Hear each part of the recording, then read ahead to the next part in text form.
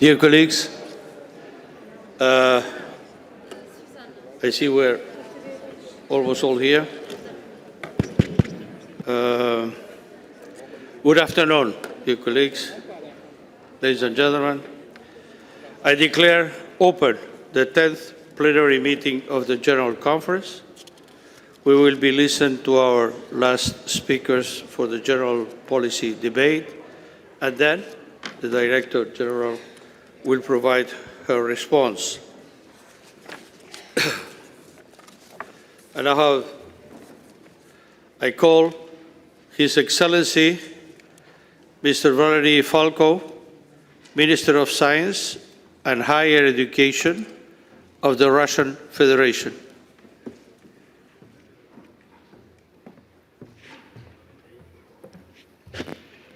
You have the floor, sir.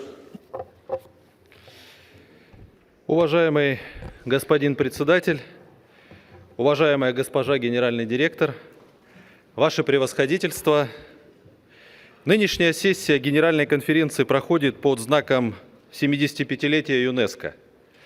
Пронесенные через десятилетия высокие идеалы и ценности организации, присущие ей традиции взаимоуважительного диалога, подлинно демократические принципы равноправия государств имеют непреходящее значение для сегодняшнего дня, когда наш взаимосвязанный и неделимый мир сталкивается с новыми вызовами международной безопасности и устойчивости. Поздравляем госпожу Адре Азуле с переизбранием на должность генерального директора ЮНЕСКО. Готовы и впредь оказывать необходимую поддержку в ее работе на этом ответственном посту. Полагаем, что достигнутые за прошедшие 4 года результаты, в том числе выправление финансовой ситуации в организации и правильные шаги по преодолению последствий пандемии, заслуживают признания со стороны государств-членов. Как недавно подчеркнул президент России Владимир Владимирович Путин, в современном хрупком мире значительно возрастает важность твердой опоры, моральной, этической, ценностной. Принимая во внимание конституционный императив ЮНЕСКО о построении интеллектуальной и нравственной солидарности человечества, такой опорой в областях компетенции организации могли бы стать универсальная этика и гуманистические принципы, закрепленные в основополагающих документах учреждения. Приветствуем конструктивный настрой делегации и готовность к взаимным компромиссам при формировании параметров магистральных документов ЮНЕСКО. В представленных проектах среднесрочной стратегии на 2022-2029 годы и программы бюджета на 2022-2025 годы создан солидный задел для дальнейшей адаптации деятельности организации к новым реалиям и усиления ее функций лаборатории идей. Поддерживаем акцент учреждения на нуждах африканского континента и вопросах гендерного равенства, под которым понимаем недискриминационные возможности для мужчин и женщин, мальчиков и девочек. В условиях глобального цифрового перехода и создания нового технологического уклада первостепенного внимания ЮНЕСКО требует этическое осмысление без преувеличения взрывного роста информационно-коммуникационных, нейро- и биотехнологий. Россия стала одной из первых стран, принявший на национальном уровне собственный кодекс этики в сфере искусственного интеллекта, который во многом созвучен проекту представленной ЮНЕСКО рекомендации. Полагаем принципиально важным, чтобы государства-члены активно участвовали в разработке методологии мониторинга и оценки в этой сфере. Убеждены, что в рамках своего уникального мандата, не нарушая зоны ответственности других учреждений системы ООН, ЮНЕСКО может внести существенный вклад в достижение целей устойчивого развития по линии межправительственной океанографической комиссии, программ в области гидрологии, геопарков и геонаук, а также человека и биосферы, 50-летие которой отмечается в рамках текущей сессии. Уважаемые коллеги, Российская Федерация акцентирует важность укрепления исследовательского потенциала развивающихся стран и справедливого распределения плодов научно-технического прогресса. Данным целям призваны служить международная программа по фундаментальным наукам, у истоков которой стояла наша страна и наша совместная с ЮНЕСКО премия имени Дмитрия Ивановича Менделеева. Приглашаем принять участие в первой церемонии вручения этой статусной и во всех отношениях весомой награды, которая состоится сегодня в штаб-квартире организации. Исходим из того, что в основе высоких научных достижений лежит качественное образование. Для этого нам необходимо наращивать усилия на создание инклюзивной и социально защищенной образовательной среды, обеспечение равного доступа к образованию и повышение уровня подготовки учителей. Очень важным аспектом считаем развитие среднего профессионального образования. На 212-й сессии Исполнительного совета Россия выступила с инициативой создания сети учреждений профессионального образования ЮНЕСКО. Решительно осуждаем дискриминацию языковых меньшинств. Надеемся, что международное сообщество наконец перестанет закрывать глаза на грубые нарушения положения о борьбе с дискриминацией в области образования 1960 года отдельными государствами, включая Украину и страны Балтии. Наконец, нельзя обойти стороной вопросы информационной и журналистской этики. Сегодня информационные потоки сталкиваются с непреодолимыми преградами со стороны отдельных стран и провайдеров цифровых услуг. Журналисты рискуют своими жизнями и здоровьем, а сами средства массовой информации, которые должны выступать независимыми и ответственными участниками общественных отношений, становятся инструментом геополитической борьбы. Россия твердо привержена международным обязательствам в области свободы слова и намерена вносить интеллектуальный и финансовый вклад на этом направлении, в том числе по линии нашего добровольного взноса в международную программу развития коммуникации. Одна из визитных карточек ЮНЕСКО – это работа по сбережению богатого культурного наследия человечества. В контексте проведения Международного десятилетия языков коренных народов, который начнется в следующем году и продлится до 2032 года, будем рады поделиться наработками России в области сохранения и развития национальных языков. Приглашаем государства-члены посетить один из красивейших многоязычных городов нашей страны – Казань, где в июне 2022 года пройдет юбилейная 45-я сессия Комитета всемирного наследия. Благодарю за внимание.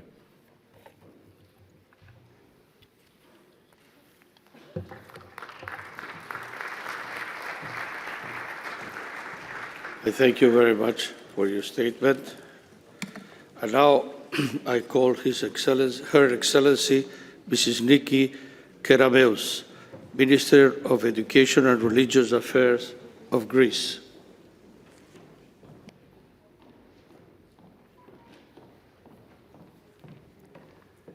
You have the floor, Excellency.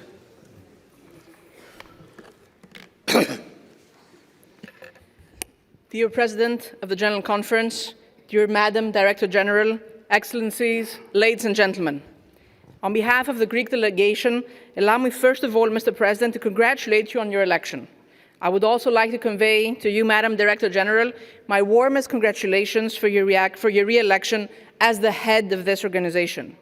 Greece, as one of the founding members of UNESCO, is delighted to celebrate this year, along with the international community, UNESCO's 75th anniversary.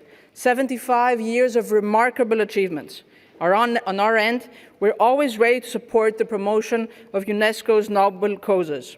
It is in this regard that we actively participate in the policy-making process of the Intergovernmental Committee for promoting the return of cultural property to its countries of origin or its restitution in case of illicit appropriation, and to the Committee for the Protection of Cultural Property in the event of armed conflict. It is also in this regard that we decided to present our candidature for a seat to the World Heritage Committee for the term 21-25.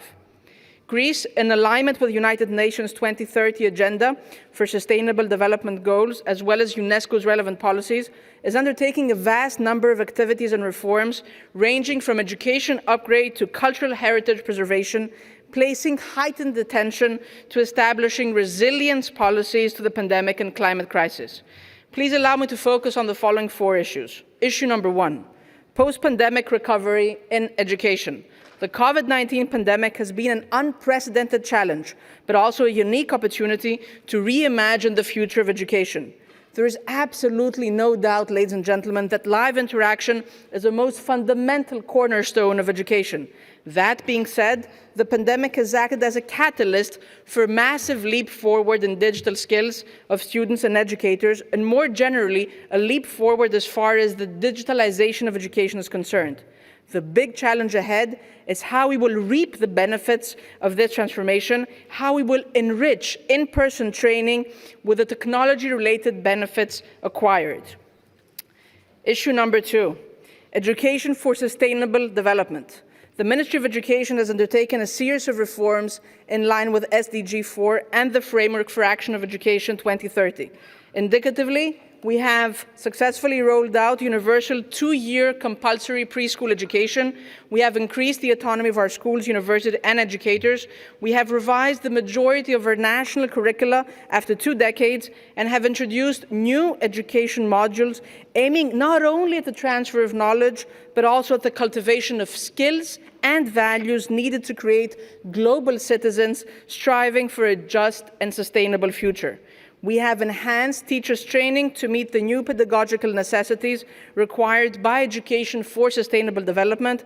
We have upgraded VET, Vocational Education and Training, in order to offer our youth knowledge and skills in line also with the needs of society and the labor market. Issue number 3, climate change and cultural heritage. A new integrated project funded by the EU Recovery and Resilience Fund has been recently launched with the scope of upgrading the protection of cultural heritage with regard to the impacts of climate change, to improve preparedness of the competent bodies, and to introduce precautionary strategies and mitigation mechanisms for their protection. This project comes in the wake of important initiatives our country has taken in this field, such as hosting of the International Conference on Protection of Cultural Heritage from the Impact of Climate Change, the results of which were presented by the Greek Prime Minister, Mr. Kyriakos Mitsotakis, at a special event held on the margins of the UN General Assembly's High-Level Week in New York in September 2019. Issue number 4, restitution of the Parthenon sculptures. The request of Greece for the return of the Parthenon sculptures, one of the most significant elements of the country's heritage, constitutes one of the most important agenda items of the Intergovernmental Committee for promoting the return of cultural property to its countries of origin, or its restitution in case of illicit appropriation, lodged in 1984 and still pending. Between 1984 and 2021, the committee has adopted 17 recommendations on the matter, which, among others, call upon Greece and the United Kingdom to intensify their efforts with a view to reaching a satisfactory settlement of this long-standing issue, while at the same time taking into account its historical, cultural, legal, and ethical dimensions. During the recent session of the committee last September, a dedicated decision was adopted on the Parthenon sculptures, which inter alia calls on the UK to reconsider its stance and proceed to a bona fide dialogue with Greece. We hope that this emblematic case will finally be resolved. Thank you very much. Thank you very much for your statement. I call now Her Excellency Honorable Mrs. Justine Caruana, Minister of Education of Malta.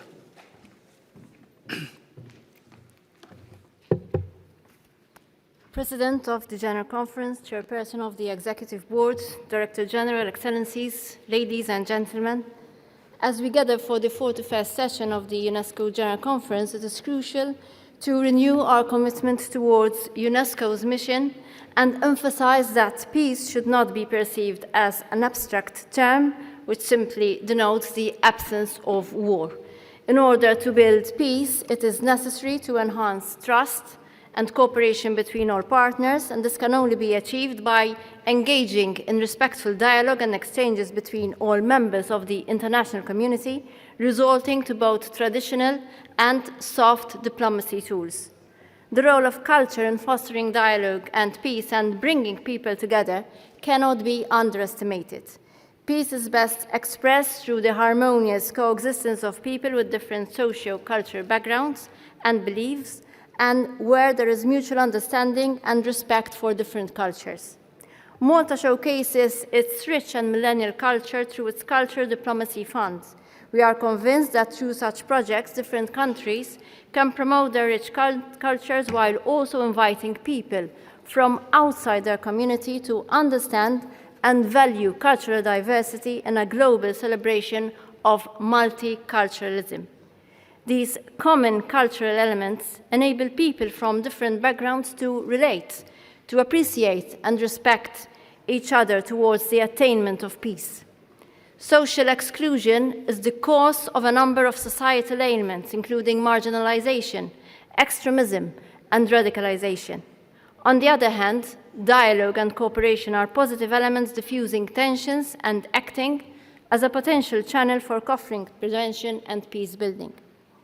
Besides seeking to continue to promote and foster multicultural and inclusive society, providing equal opportunities to members belonging to different cultural groups, Malta is also focused on ensuring equal and full participation of women and men in society, and by strongly promoting inclusion of persons with disability in all strata of society. Malta's efforts in favor of inclusion have also been recognized by the ILGBTIA, and in the last 6 years, Malta has successfully managed to retain the top spot in ILGA rankings. Malta is committed to continue to seek to bridge gaps both on a national level and also regionally and internationally.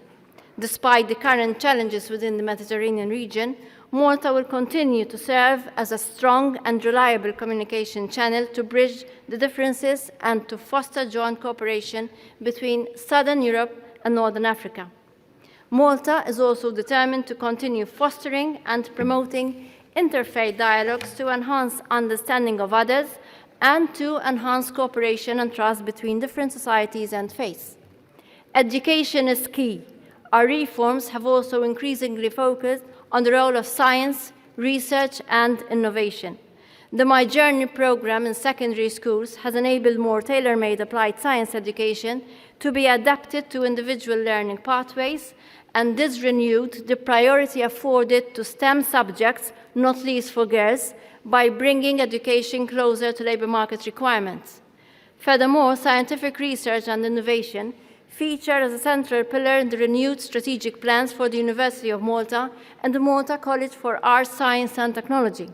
This serves to highlight Malta's efforts to put science and research at the core of a sustainable education sector to train Malta's future human capital for the challenges and opportunities ahead. On another note, we look forward to make a success story out of Malta's first ever UNESCO chair, as the University of Malta has signed the agreement for the establishment of the UNESCO Chair on Global Adult Education. The COVID-19 pandemic has clearly demonstrated that despite the ability of technology to connect people on virtual platforms, we have an inherent need to express ourselves through social and human interaction. Historically, nations and civilizations tend to prosper when they join forces and create communities which strive to live in a secure and prosperous environment. This stands even more today in view of the pandemic challenges. COVID-19 has surely reinforced the notion that scientific cooperation is a core value which has the potential to enable us to recover from the devastating impacts of the pandemic and to boost UNESCO's efforts to contribute towards the achievement of the SDGs.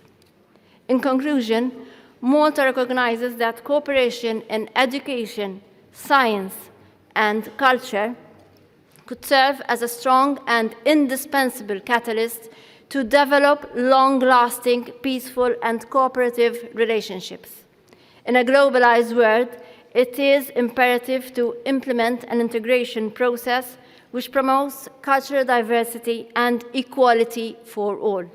Therefore, Malta will continue to promote inclusivity by celebrating cultural diversity, promoting social cohesion, and social justice for all, so that no one is truly left behind. Thank you so much.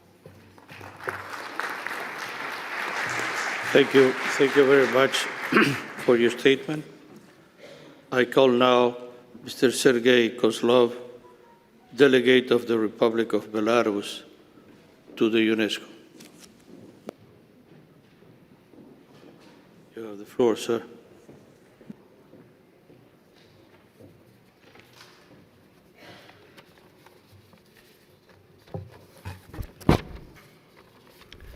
Уважаемый господин председатель Генеральной конференции, уважаемый господин председатель Исполнительного совета, уважаемая госпожа генеральный директор, ваше превосходительство, дамы и господа.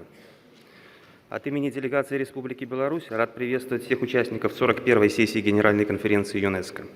Исполнилось 75 лет со дня принятия Устава ЮНЕСКО.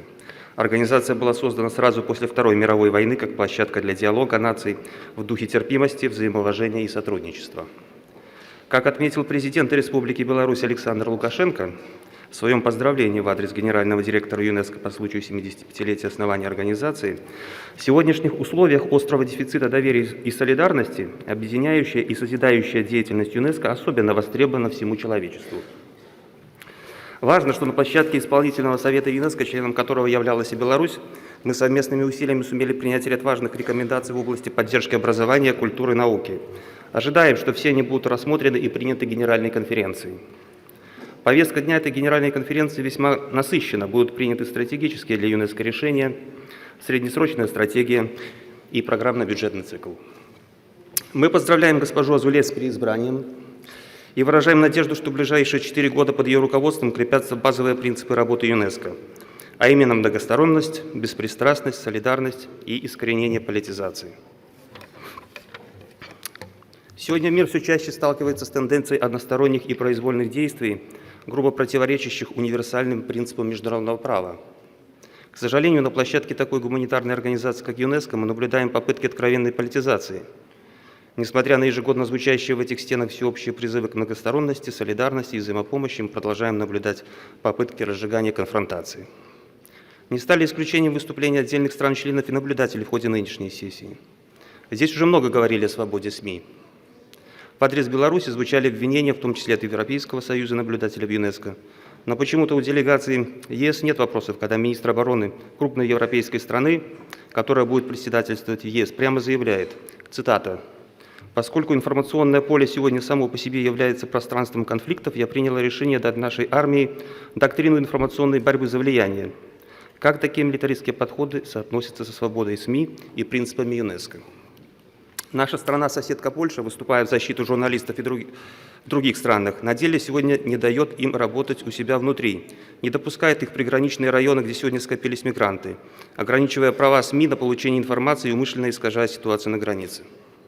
Кстати, только что из СМИ мы узнали информацию о задержании польской стороной съемочной группы Russia Today, France, на польско-белорусской границе. Права человека, свобода слова журналистов и СМИ важны для каждой присутствующей здесь страны. Это неотъемлемые ценности любого государства. Ни у кого нет универсального права навязывать и диктовать другим своим правила и оценки. Вопросы прав человека не должны становиться оружием против неугодных и непослушных стран. В наше время негативная динамика в области глобальной безопасности нарастает, в том числе за счет гибридных войн, намеренного и преступного использования современных информационных технологий, подпитывающих экстремизм и терроризм, а также информационных фейков. С помощью электронных гаджетов можно подорвать внутренний мир и спокойствие в любом государстве. Задача ЮНЕСКО в том числе бороться и с такими разрушительными тенденциями. Беларусь выставила свою кандидатуру в состав Межправительственного совета международной программы по развитию коммуникаций на период 2021-2025 годов. Убеждены, что наша страна способна внести вклад в развитие современного глобального информационного обмена. В этой связи обращаемся к государствам-членам за поддержкой нашей кандидатуры в этот орган. Признательны тем, кто уже высказал готовность нас поддержать. Уважаемые коллеги, сегодня ЮНЕСКО нужна своим государствам, членам и всему международному сообществу как интеллектуальный и моральный лидер. И только синергия, совместное поступательное движение способно привести к достижению этих целей. Благодарю за внимание. Thank you very much for your statement. I give the floor now. I call Her Excellency Mrs. Teresa Engine, Director General for International Cultural Affairs of the Federal Ministry of European and International Affairs of Austria. You have the floor. Mr. President of the General Conference, Mr. President of the Executive Board, Madam Director General, Excellencies, distinguished delegates. At the outset, let me congratulate you, Mr. President of the General Conference, to your election, and you, Madam Director General, to your re-election. It is an honor for me to address the 41st General Conference on behalf of Austria. We fully align ourselves with the statement delivered by the European Union. At this General Conference, we are celebrating UNESCO's 75th birthday. Our organization's work has never been more important. We need new mental maps with a lot of creativity, new paths to a new kind of good life from the perspective of interdependency and connectedness. We need a paradigm shift and a new discourse on how humanity behaves toward Mother Earth. In this context, UNESCO's role is indispensable. Austria wants to contribute to the achievement of UNESCO's noble vision, the Agenda 2030 and the principle of leaving no one behind. That is why we are working in 7 intergovernmental bodies. Moreover, we are chairing and participating in various groups of friends to advance our common agenda. It is against this background that Austria presented her candidature for a seat on the Executive Board. With this in mind, we seek your trust that Austria can bring added value to our organization. Mesdames, Messieurs, cette conférence générale adoptera le C4 stratégie à moyen terme et le C5 programme et budget de notre organisation.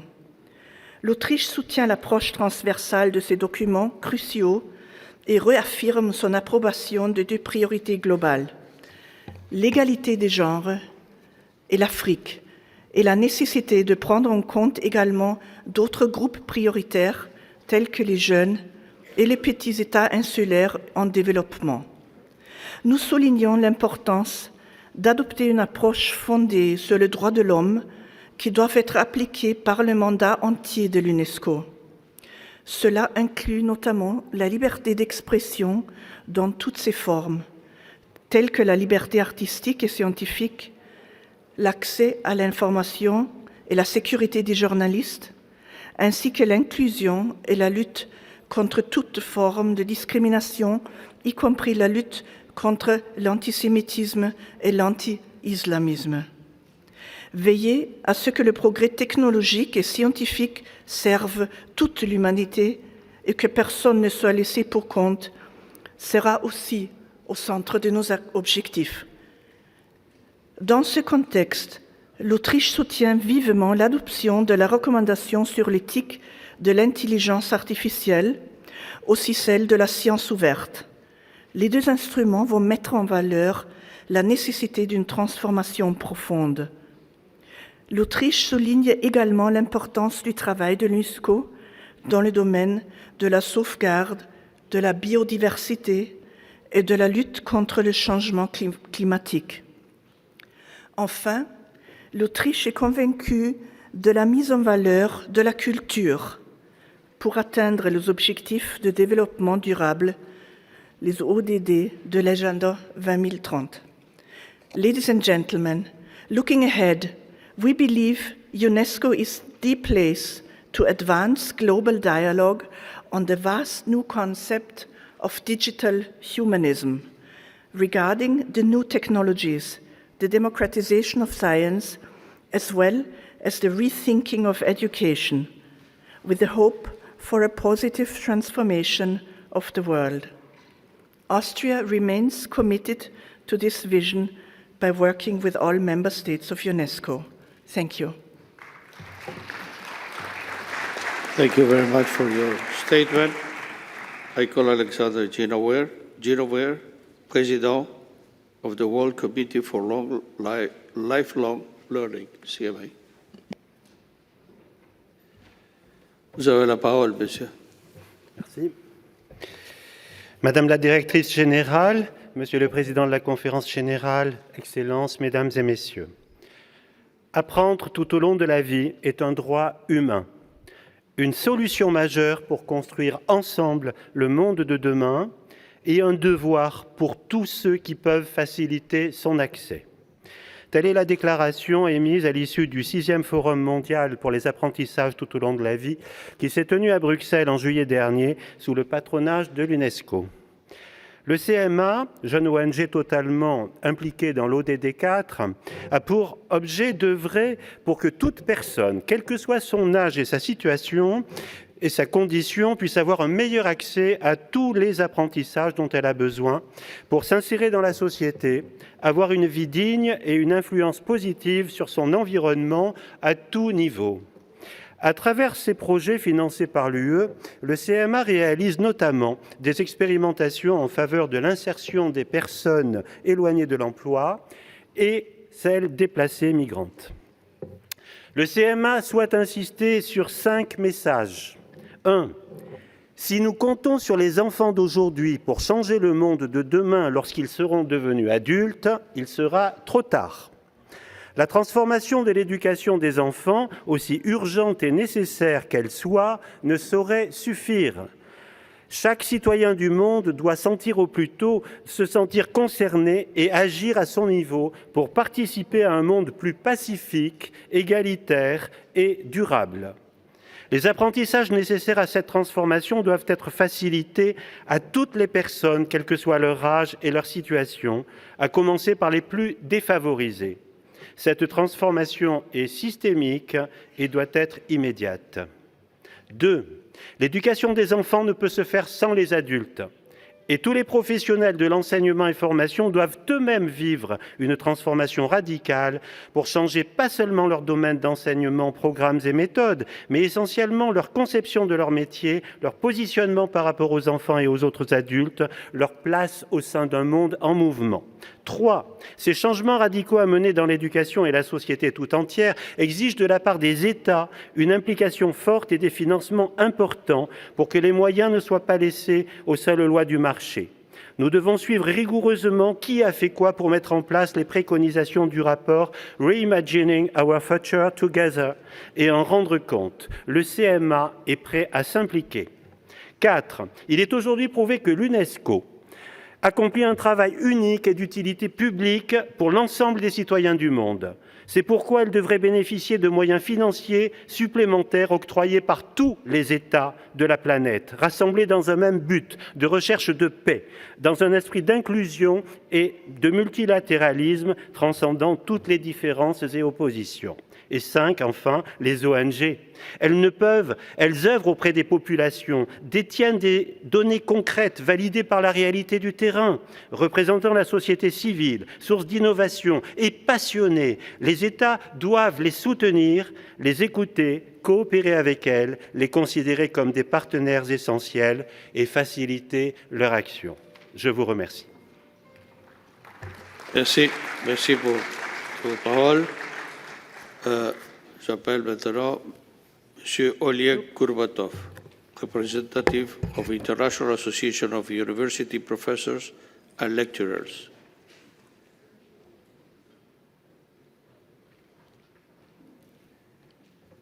You have the floor, sir. Madame la directrice générale, Monsieur le Président de la Conférence générale, Mesdames, Messieurs, Excellences, chers collègues universitaires présents dans cette salle. L'UNESCO a rendu hommage au dévouement et aux missions exceptionnelles des enseignants pendant la période Covid. Les enseignants ont été en première ligne pour assurer la continuité pédagogique malgré la fermeture des universités. Leur rôle a été soutenu et reconnu par l'UNESCO en mettant l'enseignant au centre de la reprise mondiale de l'éducation. Concernant cette reprise mondiale, l'Association internationale des professeurs et de maîtres de conférences des universités soutient le principe de libre choix par l'universitaire de la méthode d'enseignement et de recherche, qui est une condition essentielle de sa nécessaire indépendance et sa consubstantielle condition de son métier. Dans le cadre de ses missions principales, l'UNESCO devrait défendre le statut de l'enseignant, l'accès universel à l'information et à la connaissance, favoriser une culture de l'innovation pédagogique fondée sur la liberté académique, gage de la qualité de la formation. Mesdames et Messieurs, la UPL se félicite de l'attribution du prix Nobel de la paix 2021 aux 2 journalistes pour leur combat courageux pour la liberté d'expression. Dans ce contexte, une telle récompense exprime toute l'importance de la liberté d'expression comme partie de la liberté académique et plus généralement de la protection des libertés humaines, telles qu'ils ont été proposées par le professeur René Cassin, prix Nobel de la paix, membre cofondateur de l'AUPL et l'un fondateur de l'UNESCO. Le Premier ministre Jean Castex a souligné dans cette enceinte vendredi dernier, lors de célébration du 75e anniversaire, le rôle pour la création de l'organisation. Et aujourd'hui, à 75 ans, l'UNESCO est une organisation dynamique avec un programme ambitieux et interdisciplinaire. Et comme un exemple d'un tel dynamisme, la UPL se félicite de la proposition des États membres d'inscrire la liberté académique dans le paragraphe 112 du projet de la recommandation sur l'éthique de l'intelligence artificielle, et plus particulièrement au sein de domaines stratégiques, communication, information. Mesdames, Messieurs, l'enseignement supérieur est présenté comme une partie intégrante de EDD 4, éducation de qualité, qui garantit l'accès équitable, la défense de la liberté académique, des statuts des enseignants, pour la paix, la justice et les institutions efficaces conformément à l'ODD 16. Dans le cadre de la mise en œuvre de l'agenda 2030, les universitaires soutiennent et réaffirment leur engagement concernant le projet de stratégie à moyen terme pour le 2022-2029 41C4 et le projet de programme 41C5 de l'UNESCO. Nous remercions de votre aimable attention et nous exprimons encore une fois toutes nos félicitations à Madame Audrey Azoulay pour son réélection au poste de directrice générale. Madame, Messieurs, chers collègues universitaires, je vous remercie.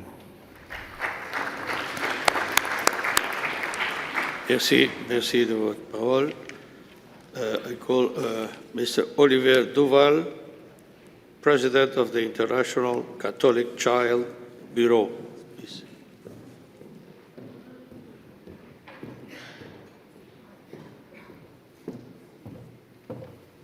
Vous avez la parole, monsieur. Merci. Madame la directrice générale de l'UNESCO, Monsieur le Président, Excellences, Mesdames et Messieurs.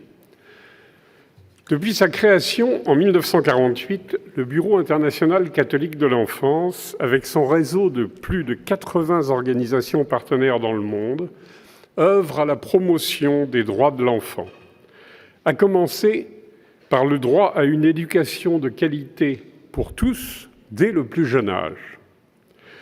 Dans le contexte d'aggravation des inégalités liées à la pandémie de la Covid-19, c'est à cet enjeu que répond le projet École sans murs à destination des enfants et communautés en situation de grande précarité au Paraguay. Mise en œuvre par l'association CAI Escuela, partenaire local du BICE, en lien avec les ministères paraguayens de l'Éducation et de la Santé. Ce projet a reçu le soutien de l'UNESCO, que nous tenons à remercier ici publiquement. Il conjugue la mise en place des centres d'éducation pour la petite enfance par des comités de mères de famille, un accompagnement sanitaire et nutritionnel des enfants, mais aussi l'organisation d'un soutien scolaire pour les 6-17 ans, des ateliers d'éducation à la parentalité positive, à la bientraitance, à l'égalité des genres. Sans oublier la formation de leaders communautaires, des professionnels de l'éducation et des jeunes à la prévention de toutes les formes de violence, notamment sexuelles. S'ajoutent des actions de plaidoyer au niveau local et national pour la reconnaissance des comités d'éducation de la petite enfance et pour la constitution de conseils municipaux de l'enfance avec la participation des communautés concernées par le projet. Enfin, le partenaire local a élaboré une étude qualitative sur l'accès à l'éducation des enfants et adolescents vulnérables, en contexte avec la pandémie de Covid-19, qui identifie les cas de violation du droit à l'éducation et les obstacles à l'intégration ou au maintien des enfants dans l'école. Les actions déjà réalisées montrent que le défi d'une éducation inclusive et de qualité peut être relevé lorsque les moyens sont donnés à tous les acteurs impliqués de concourir à la création d'un environnement protecteur et aux enfants eux-mêmes d'être les acteurs de leurs droits. Je vous remercie de votre attention et je me permets de féliciter Madame la Directrice Générale pour son élection. Merci de vos paroles. Mr. Cyril Duartin, representative of Rotary International to UNESCO. Vous avez la parole, monsieur. Monsieur le Président de la Conférence Générale, Monsieur le Président du Conseil exécutif, Madame la Directrice Générale, Excellences, Mesdames et Messieurs. Le Rotary International est heureux de s'adresser aux délégués de la 41e session de la Conférence Générale.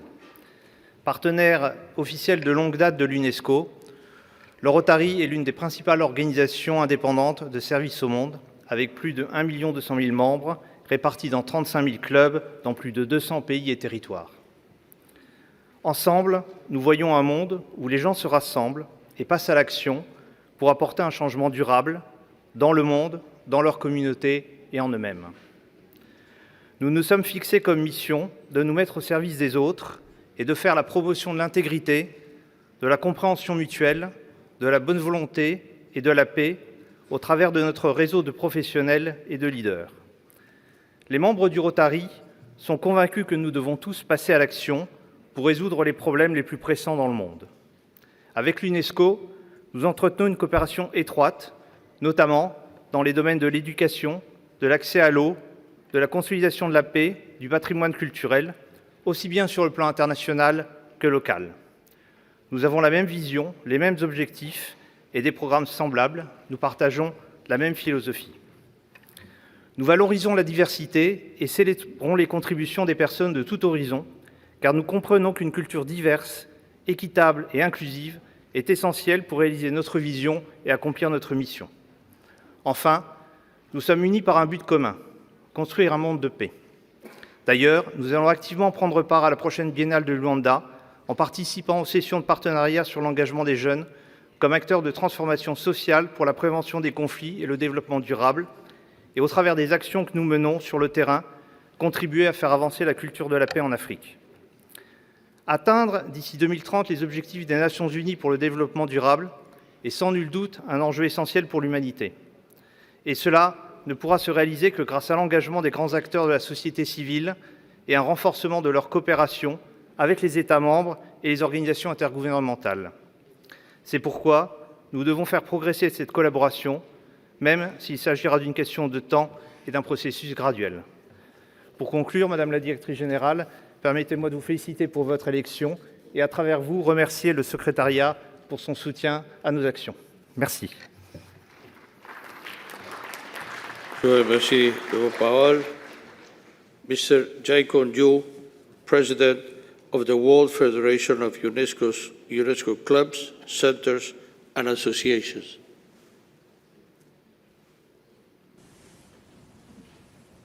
Oh, sorry, we have a video. Honorable Madam Director General, Honorable Mr. President of the General Conference, Chairperson of the Executive Board, dignitaries, excellencies, distinguished delegates, ladies and gentlemen.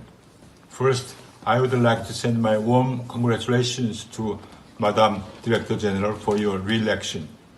And I firmly believe that under your wise leadership, UNESCO clubs will open a new chapter in this post-COVID era. As the President of UFCA, it is with great pleasure and pride I share with this gathering that this year marks the 40th anniversary of the establishment of the World Federation of UNESCO Club Centers and Associations. During the last 40 years, UFCA and its all members, which compose of more than 4,000 clubs and associations, spread in about 80 countries around the globe, have greatly contributed to the spread of UNESCO's mandate to celebrate 40th anniversary of the establishment of UFCA. We successfully carried out celebrating activities, including the online opening ceremony, a public webinar on the themes of civil society with the pandemic, and Art Asia-Europe Education Forum, a youth forum on climate change and culture, and an international art co-creation competition which gathered the members of UFCA from over 40 countries and the senior officials from UNESCO, National Commissions for UNESCO, NGO, UNESCO liaison committees to take stock of the 40th year history of collaboration and to look into the future. Ladies and gentlemen, as you all know, UNESCO Club movement is a people's movement involving representatives of all sections of the society, particularly young women and men, volunteering to advance UNESCO's aims and objectives. Taking this occasion, UFCA would like to thank the General Conference and its Executive Board for the decision to renew our official partnership with UNESCO for another 8 years. And I would reiterate, we are committed to strengthen the organization by supporting its programs and activities and work within the guiding principles of UNESCO in those collaborations with the National Commission to UNESCO. Thank you very much for providing me this opportunity to speak before the distinguished gathering. Thank you. Thank you very much for your statement. Nicolas Martin Levy, representative of World Association of Girls Guides and Girl Scouts.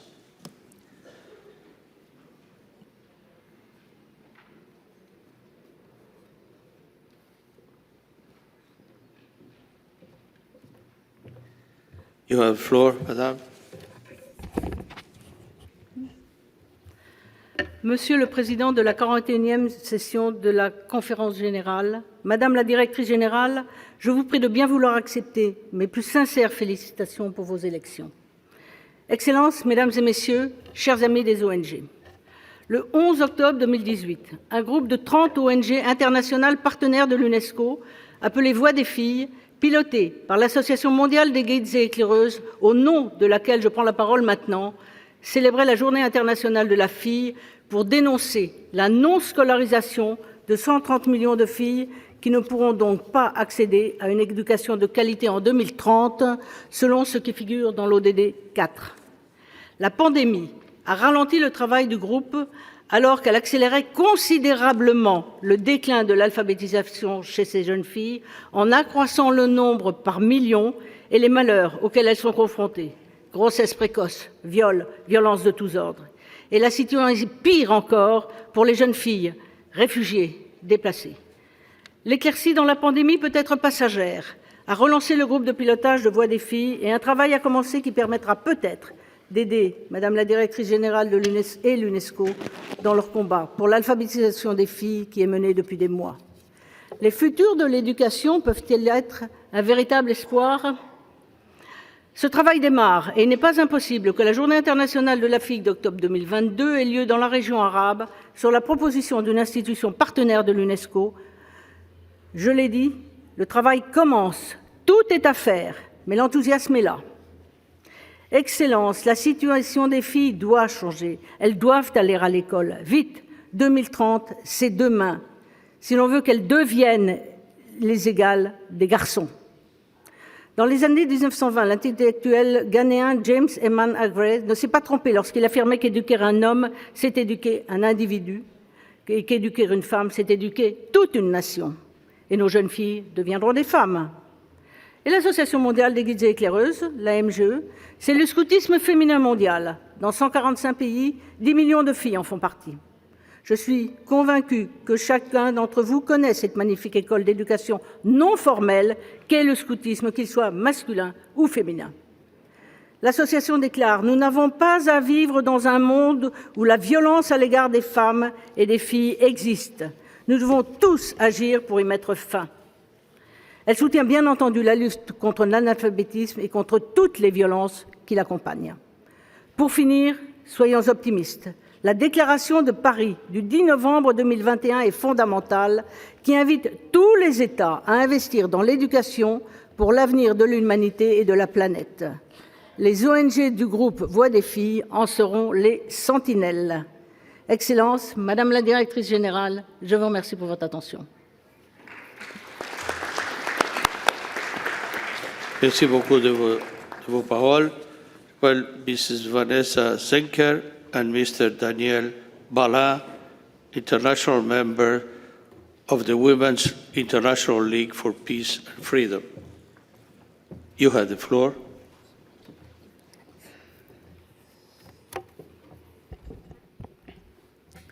Monsieur le Président, Madame la Directrice générale, Excellences, Mesdames, Messieurs, nous sommes honorés et heureux d'intervenir aujourd'hui devant vous.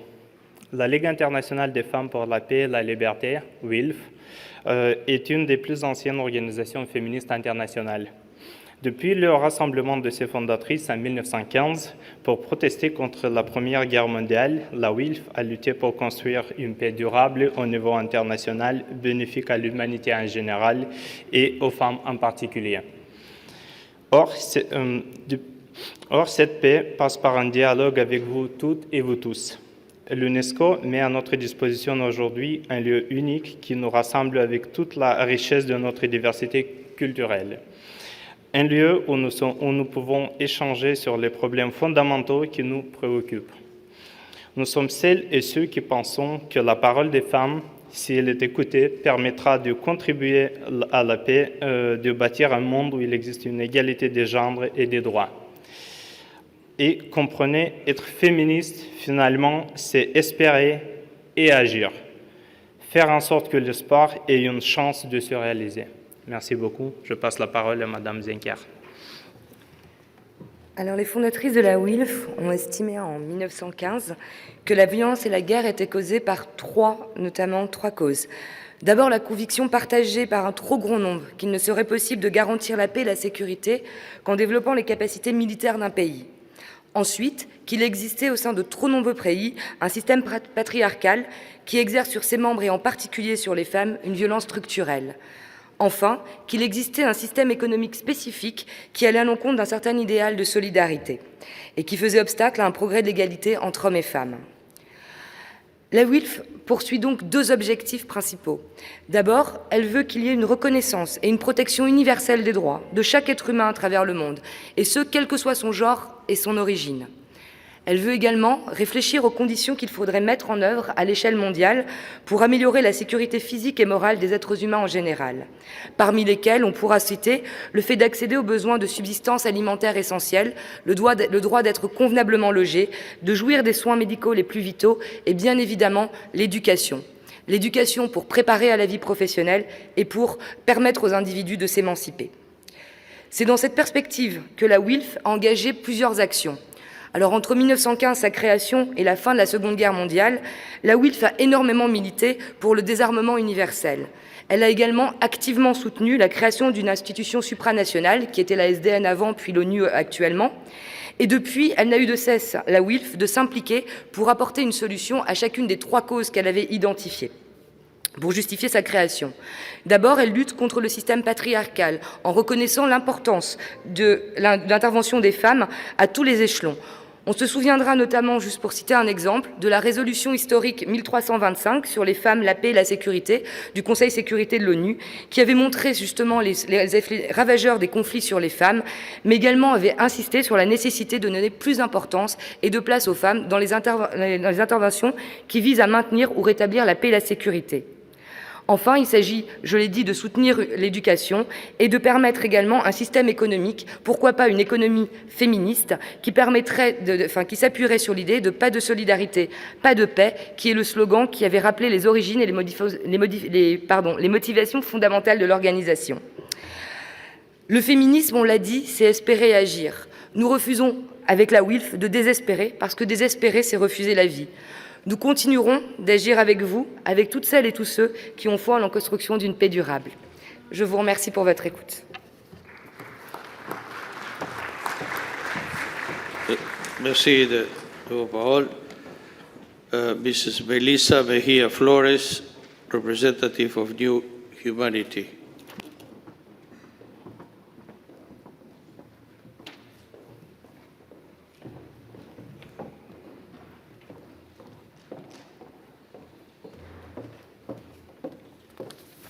Vous avez la parole.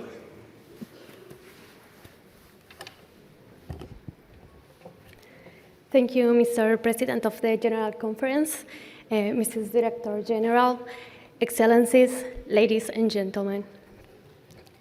We, the youth of the NGO New Humanity, believe that a united world is possible.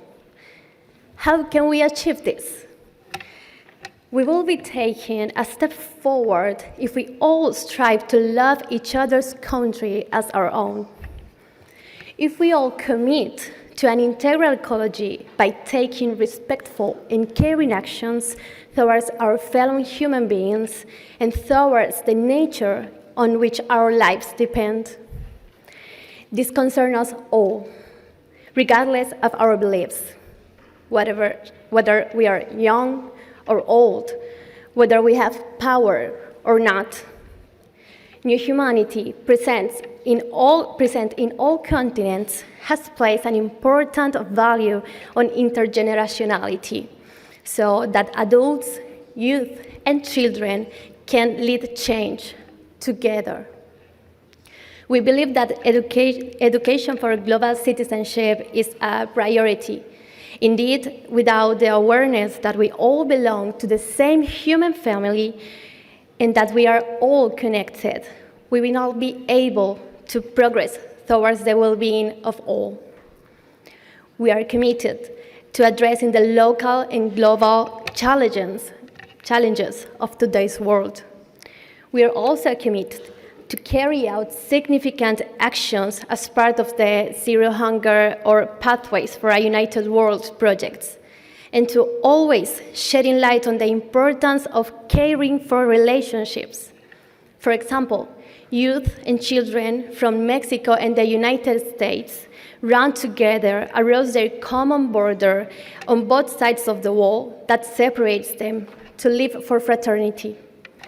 Another example, young people from 7 East African countries, Kenya, Tanzania, Burundi, Uganda, South Sudan, Madagascar, Rwanda, along with the Democratic Republic of Congo, have organized a network of young leaders who dreamed of a renewed Africa, together for a new Africa. Their goal is to strengthen youth participation in politics to build the Africa they want. In collaboration with the national commissions of these countries and UNESCO's participation program, they have developed a training program based on the cultural roots of their own peoples, bringing a culture of universal fraternity to achieve the global objectives of the United Nations and the African Union. Based on these good practices, our NGO, together with many NGO partners of the UNESCO and the Liaison Committee, have prepared the NGO UNESCO Forum on the theme of global citizenship on December 6th and 7th. We invite you to join us. Thank you. Thank you. Thank you very much for your statement.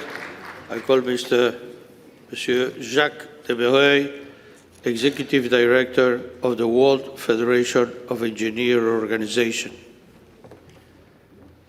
You have the floor, sir.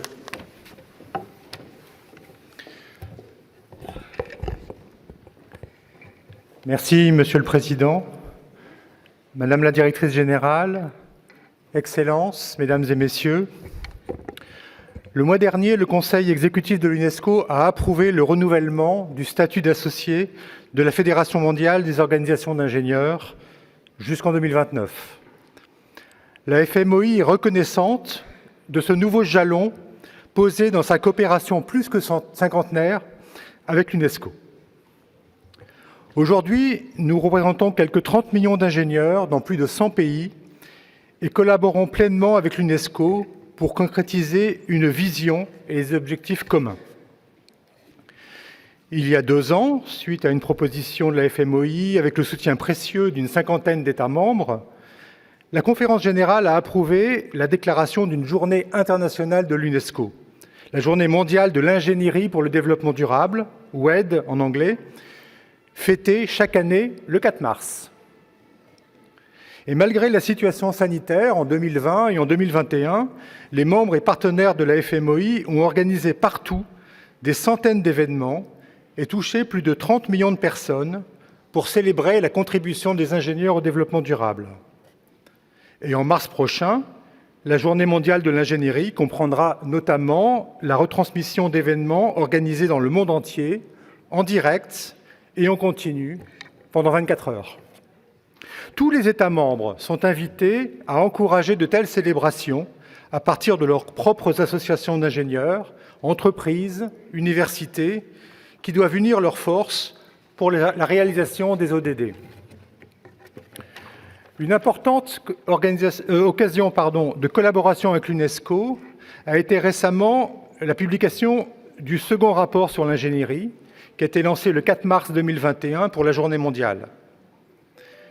L'une des principales recommandations était de revoir les critères de référence internationaux pour la formation des ingénieurs afin de garantir qu'ils disposent des compétences adéquates pour relever les défis d'aujourd'hui et de demain. Un grand pas a été organisé dans cette direction en septembre dernier avec la publication du cadre révisé du GAPC, qui est le fondement de l'enseignement de l'ingénierie dans le monde.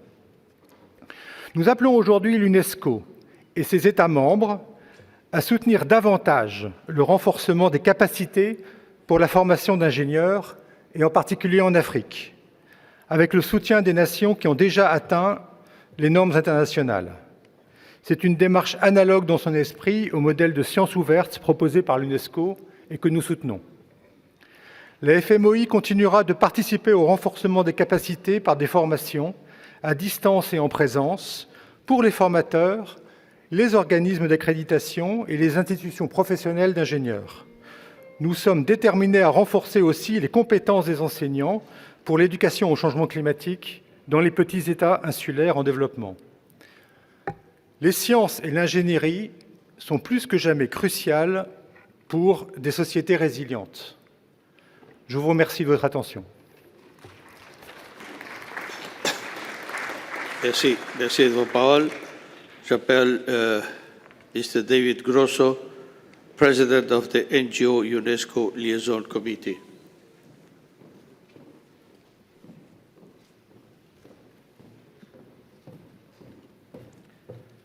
You have the floor, sir.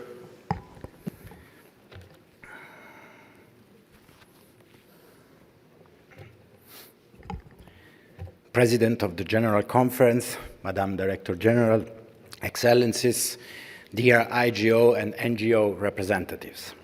It is an honor to address the General Conference for the first time as chairperson of the International Conference of NGOs and the NGO UNESCO Liaison Committee. At the outset, let me express my warm congratulations to you, Mr. President, for your election, and to you as well, Madam Director General, for your successful re-election. As Director General, you have always advocated for an open UNESCO. From the start, in your plans for transforming the organization, you encouraged cooperation with NGOs. During the COVID-19 crisis, you have leveraged unprecedented coalitions of partners that allowed the world to react in an agile and targeted manner. Recently, you stated that when UNESCO opens to networks, to civil society, its value is tenfold. Madam Director General, we can only fully agree with you. UNESCO force is its community, the people it brings together, and the links they forge, like we were all able to witness in the last few days. In these fragile times, UNESCO vision is a beacon in a troubled sea. We need to seize this moment and act upon it now. UNESCO networks of NGOs is unique in the UN system. 406 NGOs strong, it benefits from millions of experts and volunteers active in all UNESCO fields of competence. The new medium-term strategy that General Conference is about to adopt and to which NGOs have largely contributed states NGOs with their specific knowledge and capacity to act swiftly at the global, regional and local levels and to offer a platform for strong civil engagement will be critically important and partners for UNESCO. We are not a threat, we are allies, and our role must be valorized. Since the last International Conference of NGOs, we have worked tirelessly to invigorate our network with the objective of a stronger collective cooperation. We must seek strong synergies on a headquarters and regional levels between NGOs, the UNESCO Secretariat, its regional offices, member states and their national commissions. We, as liaison committee, are here to make this happen. Madame, Messieurs, c'est la nouvelle normalité que nous vivons aujourd'hui et nous avons besoin d'une vision partagée. Une vision partagée où nous devons coopérer ensemble et au-delà des considérations politiques ou économiques, au-delà des personnalités et des barrières. Nous avons une responsabilité partagée et la communauté des ONG est prête à y contribuer avec ses connaissances, son soutien et avec sa croyance profonde en la mission de l'UNESCO. Nous sommes tous réunis ici pour apporter un changement positif dans le monde. Et alors, changeons-le ensemble. Merci. Thank you. Thank you very much for your statement. Dear colleagues, this was the last speaker in our list. I inform you, and I wish to tell you that two delegations, Japan and Poland, have asked for the right of reply to statements made earlier. I will accord to each of them the right to reply for 2 minutes. Your Excellency, the representative of Japan, you have the floor. Sir? Thank you, Chair. Japan would like to respond to the DPRK's remarks. Having accepted the facts of history in a spirit of humility, Japan has sincerely addressed various issues over the past 70 years since the end of the World War II. Japan's support system to education have been already explained in our general policy debate, and I will not repeat the details. Just to be brief, our support system to education are not discriminatory to any nationality, and there is no such policy or the rule that allows discrimination against Korean residents in Japan. Thank you.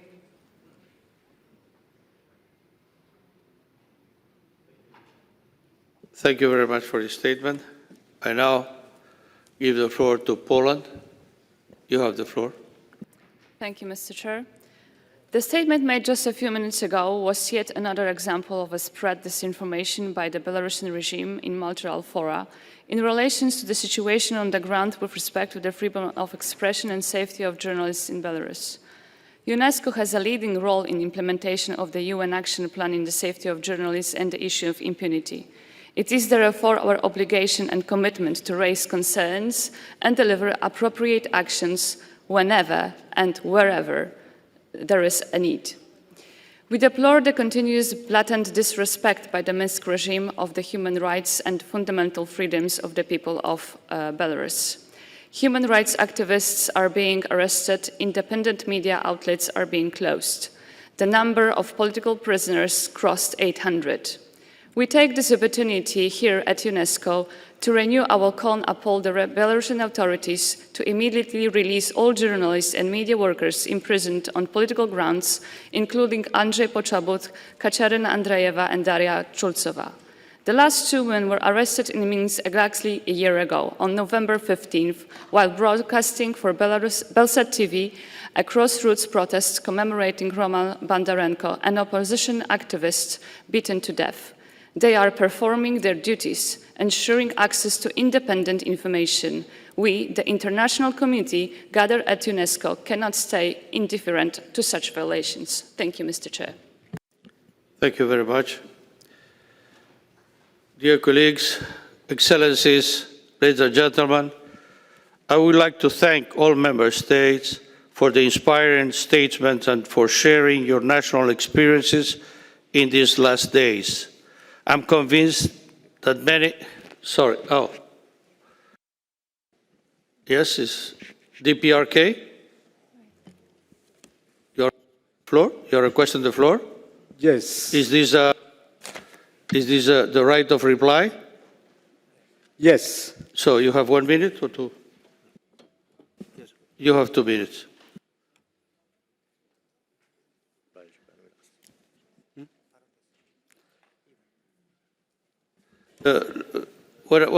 We have already given the right of reply to you and to Japan. Are we going to go into this process again? I think you have already replied. Yes. But if you reply, Japan will reply, and I don't think this is the way to proceed. Sorry. I'm not going to give you the right to reply now because we have already granted you the right of reply. Point of order. Yes, point of order, yes. What is your point of order, sir? So, Mr. President, Japan is still... Sir, is this a point of order or you are asking for the right of reply? Please, let's get straight here. Is this a point of order or are you requesting the right of reply? We have already requested the right of reply, but maybe it is not arrived to you. So, we have already granted you the right of reply. No, this is the right of reply to the Japanese committee. You have already replied to Japanese. Japanese has replied to you. What is the purpose now? We are going to continue this process? I'm very sorry, I cannot... you understand the position, where we are? So, if the right of reply is not possible, I would like to have a point of order. What? Sorry, I couldn't get it. Okay, you have a point of order. Please tell me which is the point of order. Thank you, Mr. President, for giving me this floor. Japan is still repeatedly trying to... Sorry, sir, this is a statement or a point of order? Which is the point of order? This is the point of order to the comment of the Japanese delegation. Sorry, sir. The question is this one. If you have a point of order, you raise it, and then we see what it is. But if you have a statement, it's a different situation. And if you want to be granted a right of reply, what I'm telling you as the president of this conference, that we have already granted you the right of reply. I cannot grant right of reply one against the other. This is not a debate here. Sorry. I continue. Dear colleagues, I would like to thank all member states for the inspiring statements and for sharing your national experience in these last days. I'm convinced that many of the good practices reported here could be scaled up to other countries in different parts of the world. This plenary also allows us to be aware of the difficulties faced by member states in UNESCO's domain of competence, especially to the COVID-19 pandemic. Some of your proposed innovative ideas to tackle these current challenges that could be taken into consideration in the discussions concerning the implementation of the Programme and Budget 22-25 and the Medium Strategy 22-29. This is an important aspect to strengthen the sense of ownership so necessary for improving the impact of UNESCO on the ground. It is now time for us and for Director General Mrs. Audrey Azoulay to respond to the general policy debate. I will therefore give her the floor. You have the floor. Please.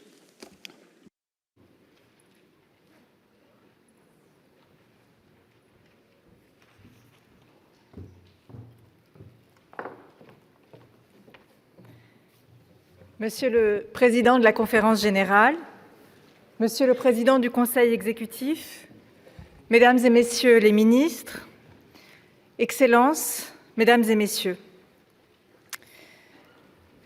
ces quelques derniers jours ont été tout à la fois particuliers, solennels et chaleureux pour notre organisation. Nous en avons célébré le 75e anniversaire au cours d'une cérémonie exceptionnelle à laquelle ont participé 28 chefs d'État et de gouvernement, que je veux remercier très chaleureusement, ainsi que les artistes qui nous ont heureusement accompagnés dans cette cérémonie. Ce moment a montré tout l'attachement, mais aussi les attentes que suscite notre mandat. De même, l'inscription de plus d'une centaine de ministres pour participer à nos travaux et la participation aussi de chefs d'État et de ministres à tous les événements associés à cette conférence générale. Avant ce moment de célébration, vous aviez aussi décidé, par un vote qui m'honore et qui m'oblige, de me reconduire à mes fonctions de directrice générale pour poursuivre le travail engagé depuis 4 ans maintenant. Je voudrais de nouveau vous dire ma gratitude et ma joie de continuer à mettre en œuvre à vos côtés ce mandat unique de l'UNESCO. Et nous voici arrivés désormais au terme de notre débat de politique générale. Un débat qui, durant une semaine, a su donner de la chair à la vocation universelle de l'UNESCO et donner aussi un sens concret à l'expression de communauté des nations. Lorsque les voix de 193 États s'expriment, se font entendre à égalité, lorsque prévaut une véritable éthique de l'écoute, alors nous réalisons cette UNESCO qu'Amadou Hampâté-Bâ appelait de ses vœux lors de la 11e conférence générale en 1960. Je le cite, « Une UNESCO qui soit un Babel d'union des hommes en réplique à la tour de Babel d'où l'humanité se serait divisée et dispersée. » Et c'est bien ce que nous avons vécu cette semaine, l'humanité réunie dans les 9 langues officielles de notre conférence générale. Je voudrais remercier tous ceux et toutes celles qui ont pris la parole dans cette enceinte, bien sûr au nom de leur État, mais aussi les autres, les organisations non gouvernementales, les membres observateurs, les organisations régionales, tous ceux qui soutiennent et démultiplient notre action. Et je veux saluer notamment l'engagement croissant de l'Union européenne à nos côtés. Ce qui ressort de nos discussions, c'est que face aux enjeux de notre époque, l'UNESCO est plus nécessaire, plus pertinente que jamais, plus sollicitée aussi à travers le monde. Mais nous avons, je crois, la capacité de répondre à cette demande, car ce qui ressort de nos débats, c'est que l'UNESCO possède ce mandat qui lui a déjà permis, comme vous l'avez justement signalé, Monsieur le Président de la Conférence générale, d'être au rendez-vous des grands changements politiques et sociaux qui ont marqué le monde depuis 75 ans. Et c'est parce que notre mandat est à la fois unique et profondément cohérent. Cohérence dans l'action, bien sûr, entre des domaines qu'il faut toujours mieux combiner, car ils sont profondément complémentaires. Cohérence dans la méthode, entre l'intellectuel, le normatif, l'établissement de données de référence et bien sûr l'opérationnel. Vous avez été nombreux à signaler l'importance du travail sur les données, leur collecte, leur analyse, notamment à travers l'Institut de statistique de l'UNESCO. Vous avez aussi, et c'est tout à fait d'actualité, salué la fonction normative de notre organisation. Vous avez également insisté sur notre rôle de prospective et de laboratoire d'idées. La liste des intellectuels qui se sont mobilisés aux côtés de notre organisation est exceptionnelle. Cette célébration des 75 ans nous l'a justement rappelé. C'est ainsi qu'Hélène Wilkinson, présidente de la conférence de Londres de 1945, concevait la vocation de l'UNESCO, celle d'être, entre guillemets, je vous la cite, un parlement mondial des travailleurs intellectuels. Mais notre organisation est aussi une enceinte dans laquelle les aspirations et les attentes de la jeunesse doivent résonner et se faire entendre. Et je me réjouis de la tenue du Forum des jeunes vendredi prochain, qui apportera la voix des nouvelles générations pour enrichir les travaux de cette conférence générale. À nous de continuer à offrir aux esprits du monde entier un lieu où l'on peut penser ensemble pour mieux faire, car notre rôle de laboratoire d'idées, précisément, est un laboratoire d'idées orienté vers l'action. Il nous permet de prendre la hauteur de vue nécessaire à nos ambitions pour suivre la leçon du poète chinois Zhu Huan. Pour porter le regard plus loin, il faut monter plus haut. Et pour passer des principes aux actes, nous disposons désormais, bientôt, d'une feuille de route pour les 8 prochaines années, notre stratégie à moyen terme, que la réunion conjointe des commissions a décidé, et je l'en remercie, de vous proposer pour adoption. Une feuille de route fondée sur 4 objectifs, évoqués dans cette enceinte comme les 4 piliers qui soutiennent le temple de l'UNESCO, et sur lesquels je voudrais revenir au gré de vos interventions dans cette conférence générale. Excellencies, ladies and gentlemen, as so many of you underline, the first pillar on which we need to build the future is education. However, this pillar has been weakened by the global educational crisis caused by the pandemic. In this context, many of you highlighted UNESCO's support for the reopening of schools and distance learning through our Global Education Coalition, and I thank you for this. These actions targeted the African continent in particular as one of our global priorities. The platforms Imagine École and Imagine Learning, for instance, made educational content available to millions of students and teachers in East and West Africa. Looking beyond the pandemic, the General Conference has also allowed us to offer structural responses to educational issues up to 2030 and even as far as 2050. Firstly, with the presentation of the report on the futures of education, for which I want to express again my gratitude to the members of the International Commission and to its chair, the President of the Federal Republic of Ethiopia. The ambition of the report is vast but vital, to set a course for us to use education to rebuild our relationships with each other, with technology, and with the planet. And I thank you for the attention and support you have given this forward-looking initiative by UNESCO. To implement our ambitions in education, at the Global Education Meeting on the 10th of November, we drew up a joint roadmap.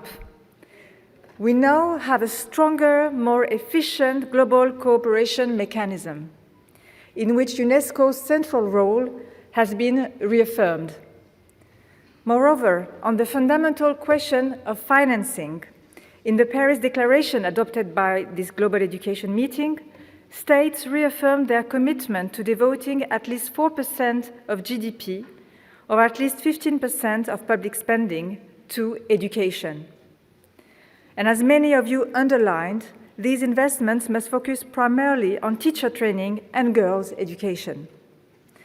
The clock is ticking. Today, 11 million girls may never return to school, rejoining the 130 million already out of class. And indeed, education is central to gender equality, which has been confirmed, and I'm happy for that, as a key priority in our medium-term strategy. This priority is clearly reflected in the many initiatives launched by our Global Education Coalition. And lastly, we must unleash the potential of an exceptional tool that you remember was adopted here in this General Conference 2 years ago, the Global Convention on the Recognition of Qualifications Concerning Higher Education. The time has come to speed up its ratification. I thank the countries that have already ratified it or stated to do so during this General Conference. The World Higher Education Conference in Barcelona in May 2022 will maintain this very essential momentum. Excelencias, señoras y señores, el segundo pilar de esta estrategia es la preservación de la hospitalidad de nuestro planeta, replanteando la relación con nuestro entorno. Hay muchas alarmas y no podemos dejarlas, citando a Isabel Allende, a merced del viento y la indiferencia humana. Y pienso en particular en la situación de los pequeños estados insulares en desarrollo. Con los pies en el agua, como el ministro de Relaciones Exteriores de Tuvalu, nos recordaron con fuerza en la COP26 que se enfrentaban a una muerte lenta y dolorosa, según la expresión del presidente de Palau.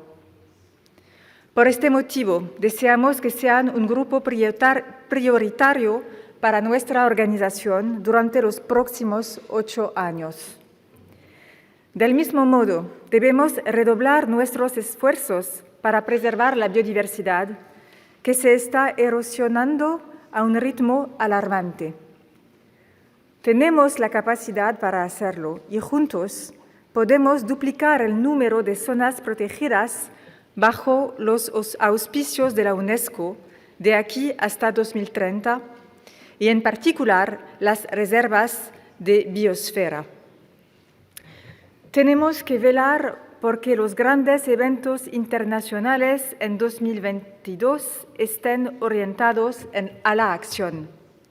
Y en particular, la Conferencia de las Naciones Unidas sobre los Océanos, para que el vasto océano, como dijo el primer ministro de las Islas Feroe, no se quede sin la vida, los recursos y las posibilidades que prometía hasta la fecha.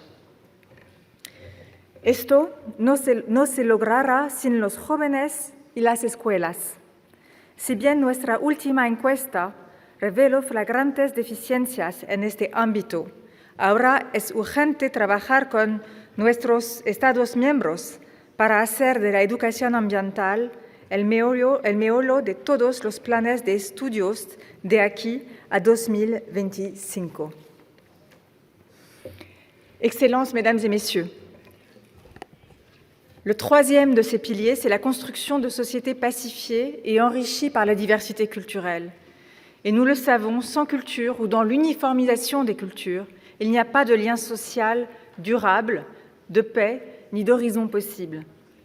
C'est là le sens de notre engagement pour soutenir et promouvoir celles et ceux qui la font au quotidien, comme l'a souligné jeudi dernier la Première ministre du Bangladesh, à l'occasion de la remise pour la première fois d'un prix relatif à l'économie créative.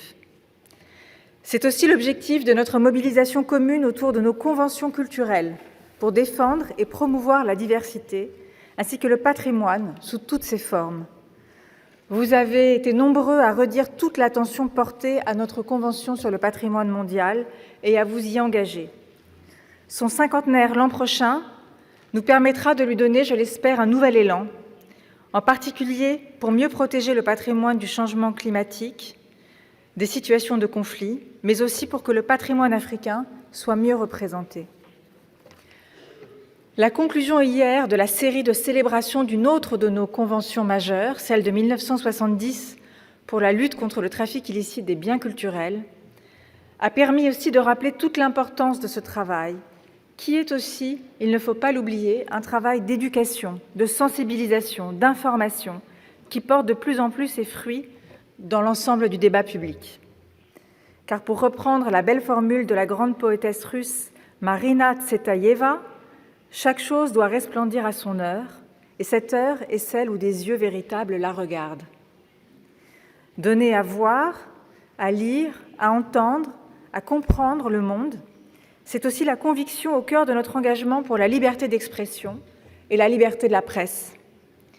Et la conférence mondiale sur la liberté de la presse, qui nous réunira tous et toutes en mai 2022 en Uruguay, pour la première fois depuis 2013 en Amérique latine, sera l'occasion, là aussi, de donner une nouvelle dynamique à notre action en ce sens. Enfin, dernier pilier sur lequel je voudrais revenir et pour lequel vous avez dit toute votre mobilisation, c'est le développement des sciences et de la technologie au service de l'humanité. L'UNESCO, depuis sa création, s'engage pour soutenir l'innovation, la recherche, partout dans le monde, pour faire en sorte que tous et toutes y participent, et en particulier toutes les femmes, quand 33% des chercheurs seulement sont des chercheuses. Nous nous engageons aussi pour que les sciences répondent aux défis de nos sociétés, notamment grâce au programme pour la gestion des transformations sociales que vous avez très largement salué, je vous en remercie. Ou le travail des centres de l'UNESCO, à l'instar de celui de Belgrade, évoqué par la première ministre de Serbie, centre qui déploie le potentiel de l'intelligence artificielle pour une gestion plus durable de l'eau. Excellences, Mesdames et Messieurs, il y a 2 ans, ici même, vous avez pris la décision historique d'élaborer 2 instruments normatifs inédits. Le premier a été examiné aujourd'hui même en commission et les discussions viennent d'aboutir pendant l'après-midi où se tenait cette plénière.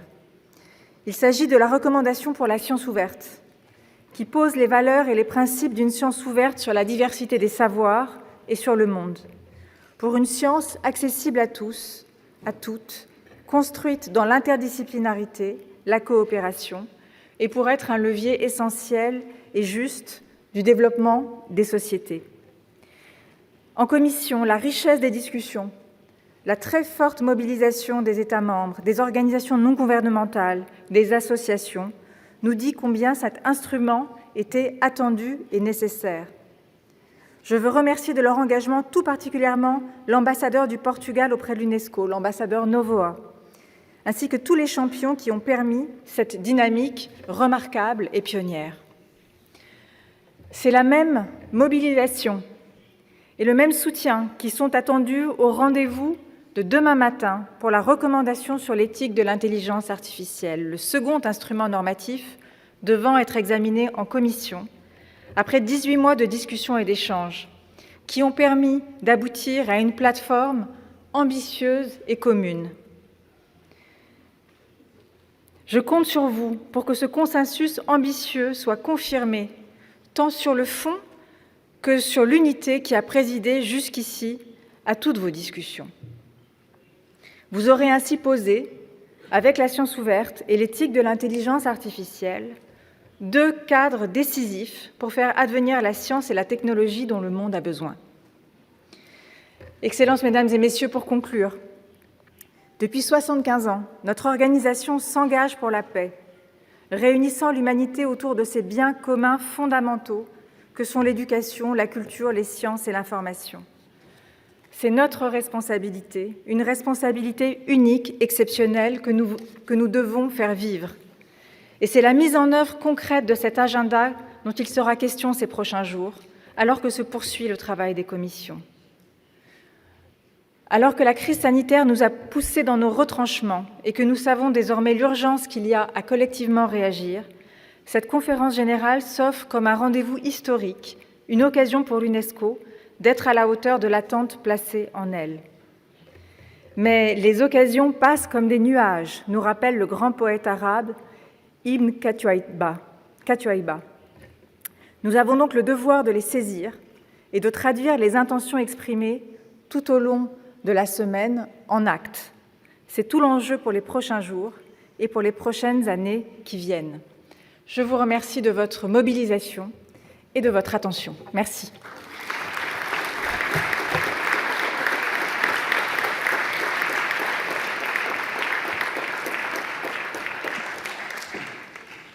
Thank you very much.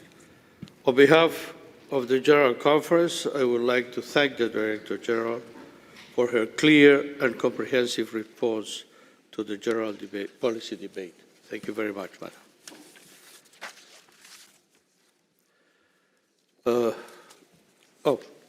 Sorry, I see the representative of Chile.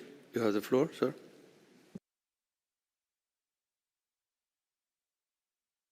Muchas gracias, presidente. Es por un tema de una moción que tenemos que presentar. Si usted desea, lo presento más adelante.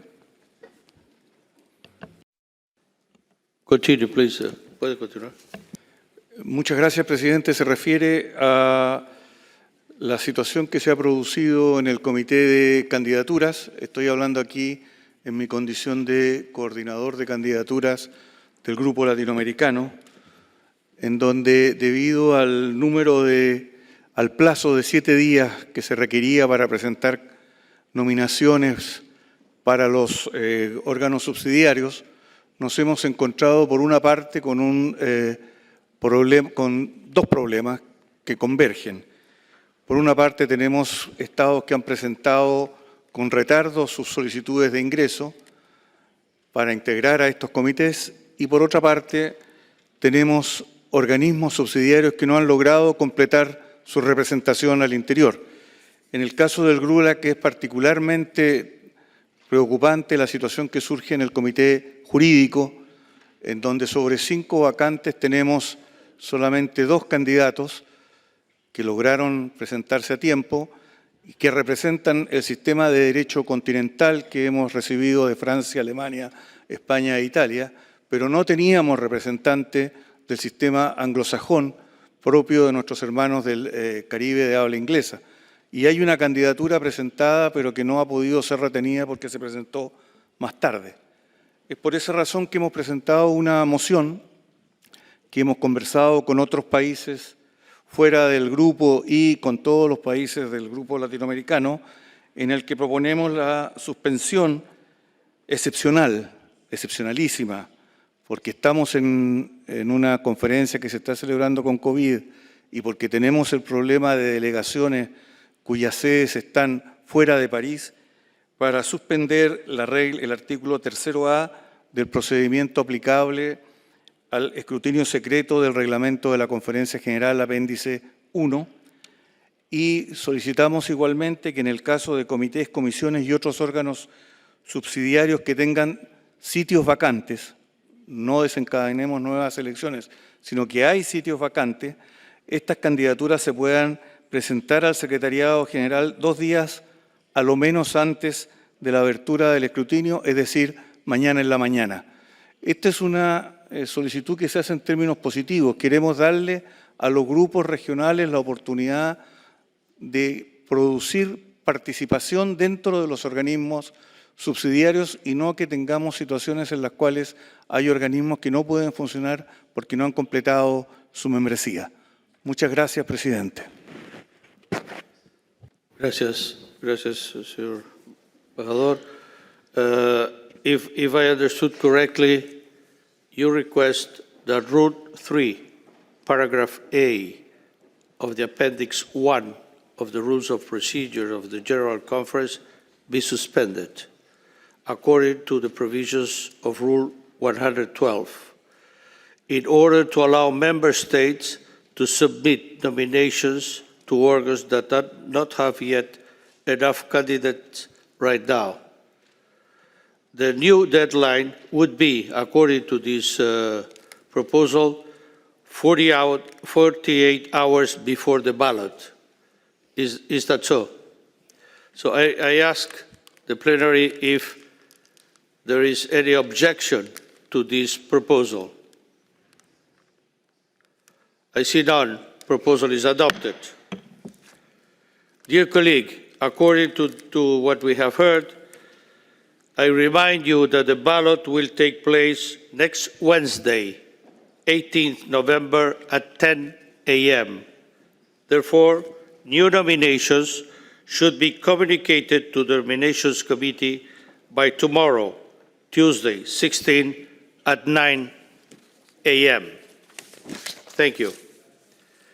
Ladies and gentlemen, thank you very much for this debate, rich in ideas, aspiration, and dare I say, expectations.